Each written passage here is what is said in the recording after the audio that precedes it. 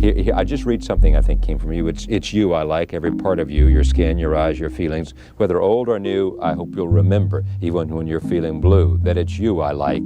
It's you yourself. It's you I like. It helps to be loved in order to work in this life. In fact, I'm sad for those who don't feel that they are loved.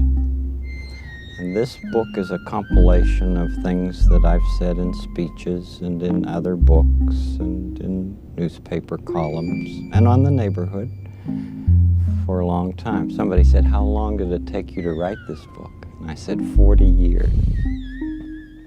So this is something you've been, in a sense, as you have grown and learned, this is a distillation of that. Yes.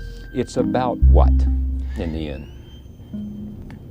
It's about being. It's about the things that matter to me. Yeah. It's about the white spaces between the paragraphs, which I think are more important than any of the text, because it allows you to think about what's just been said. I had a professor one time, I think he's on page 20 or 22. His name was Dr. William Orr. Right. And he said, "You know, Fred, there's one thing that evil cannot stand, and that is forgiveness." And you notice the rest of the page is blank. Yes. It needs a lot of time to think about that. I can read this. Have you had people who have touched you, not moved you in order to manipulate you, but touched you inside to inside? Is that it? That's the one. Take a minute to think of at least one person who's helped you to become who you are inside today, someone who is interested in you for who you really are, someone you feel really accepted the essence of your being. Just 1 minute to think of those who have made a real difference in your life. Who's made a difference in your life? Oh, a lot of people. But a lot of people who have allowed me to have some silence. And I don't think we give that gift very much anymore. I'm very concerned that our society is much more interested in information than wonder, in noise rather than silence. How do we do that? I mean, in our business, yours and mine, how do we encourage reflection? I trust that this book will do some of that, but oh my, this is a noisy world. Why? A lot of this is about self-esteem, believing in yourself, knowing you're special. And knowing that you're unique. You know that when you think about it, there has never been another Charlie Rose in all of the history of humankind, and there never will be.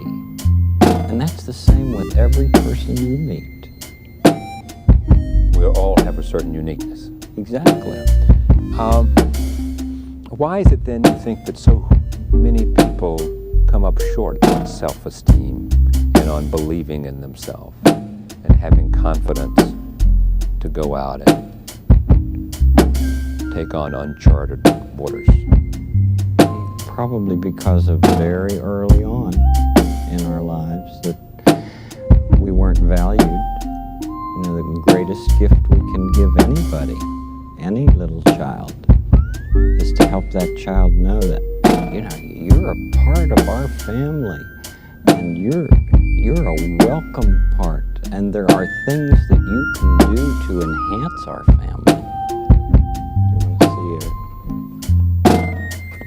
a picture of two little grandchildren? And these are your grandchildren? Yes. Look at that. Yeah. How many? Alexander and Douglas. How many children do you have? We have two sons. Right. And the elder son has these two boys. Why do you think Mr. Rogers' neighborhood, what does it achieve? What does it accomplish?